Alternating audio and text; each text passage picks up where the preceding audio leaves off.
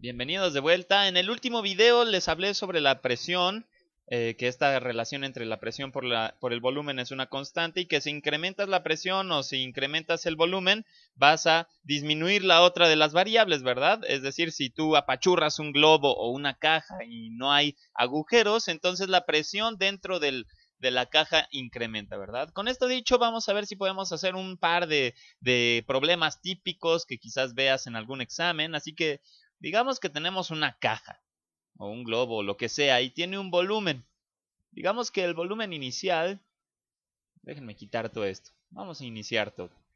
Entonces, digamos que mi volumen inicial son 50 metros cúbicos y que mi presión inicial es de 500 pascales. ¿Ok? Vamos a tomarnos 500 pascales. Así que si recuerdan lo que es un pascal, esto es newtons por metro cúbico, ¿verdad? Eso es un pascal. Ahora, vamos, vamos, vamos a tomar esta caja o este globo, lo que sea, y vamos a comprimirlo a 20 metros cúbicos. Así que si lo comprimimos, si lo apachurramos, digamos, como en el ejemplo del video pasado, entonces es el mismo contenedor, pero ahora lo apachurramos a 20 metros cúbicos. Así que, ¿cuál será la nueva presión?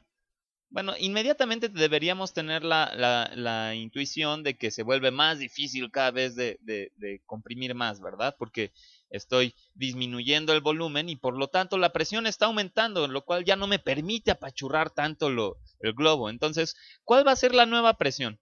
Definitivamente va a ser mucho más grande, ¿sí? Así que la presión va a subir. Vamos a ver si podemos calcularlo. Sabemos que la presión inicial por el volumen inicial es igual a una constante. Y además, como no tenemos ningún cambio de energía, simplemente estamos disminuyendo el tamaño de la caja, no estamos diciendo que hicimos algún trabajo, nada de eso, ¿verdad? Entonces la misma constante va a ser igual a la nueva presión, ajá, por el nuevo volumen. Así que podríamos tener en general esta relación, P1 por V1 igual a P2 por V2.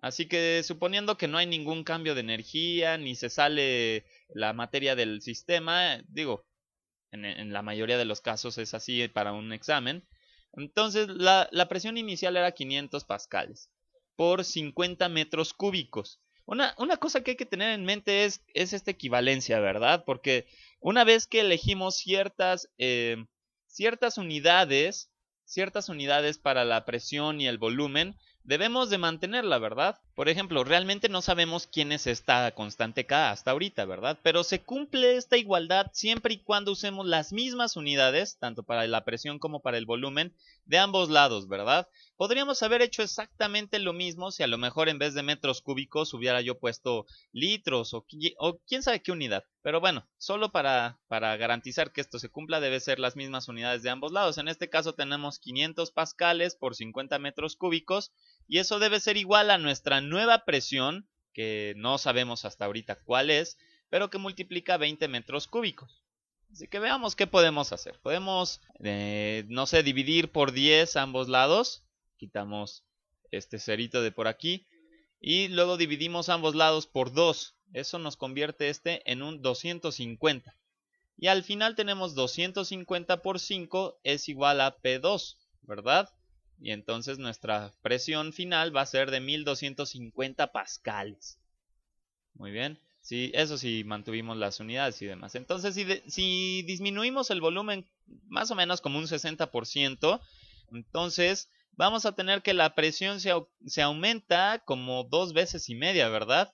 Eso cuadra con lo que hablamos anteriormente. Ahora vamos a agregar otra variable a esta mezcla.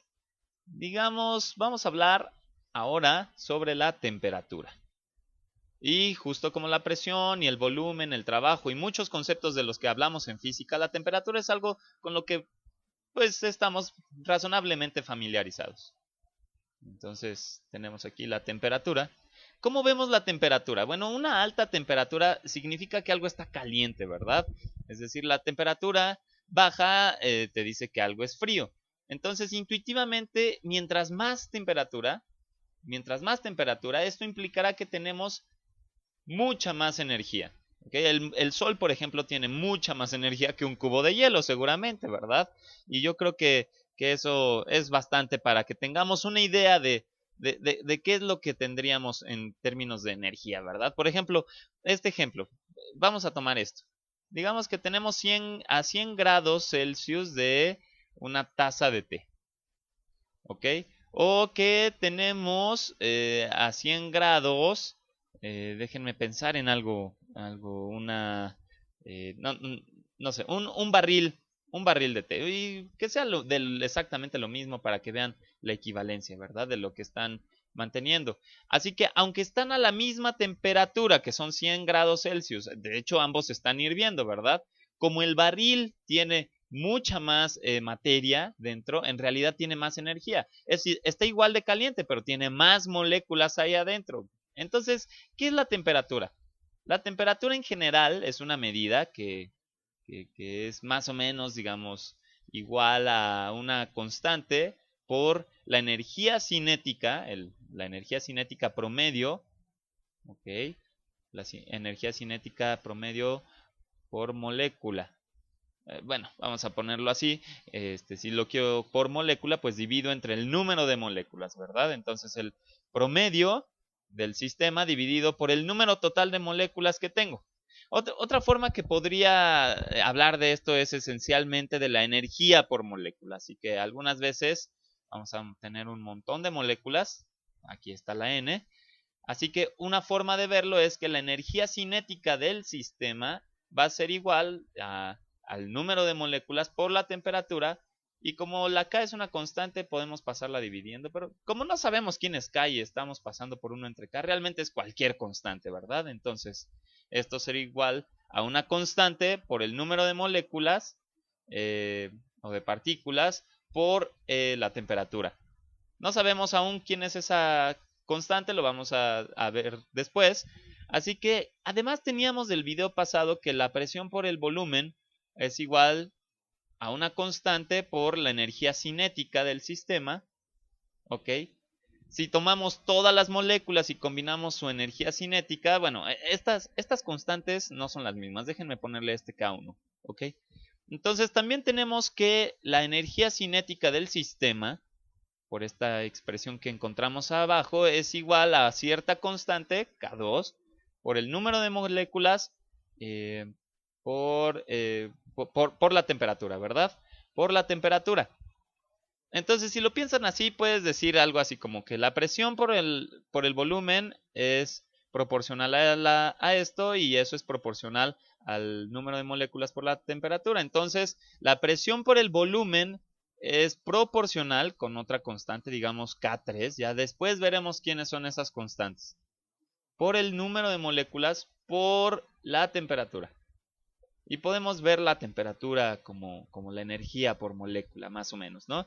Otra forma que podemos decir esto es que, por definición, N, que es el número de moléculas, vamos a suponer que es constante. Entonces dividimos entre T y tenemos que la presión por el volumen entre la temperatura es igual a una constante K4, porque el número de moléculas se mantiene igual.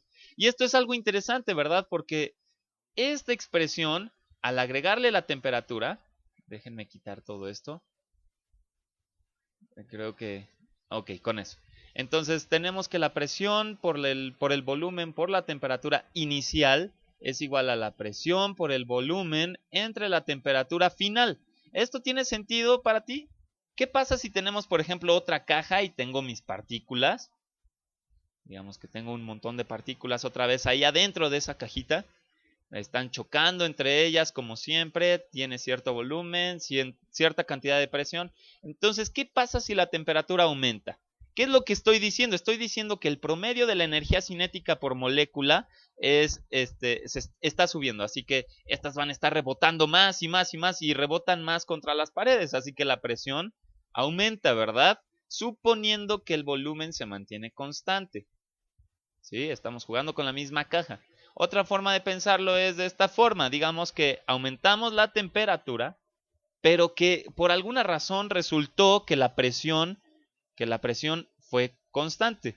Así que, ¿qué tuvimos que hacer para que al rebotar más o tener más energía, que estuvieran rebotando de forma más alocada, aún así la presión no cambiará, entonces lo que tuvo que pasar fue que el volumen aumentó.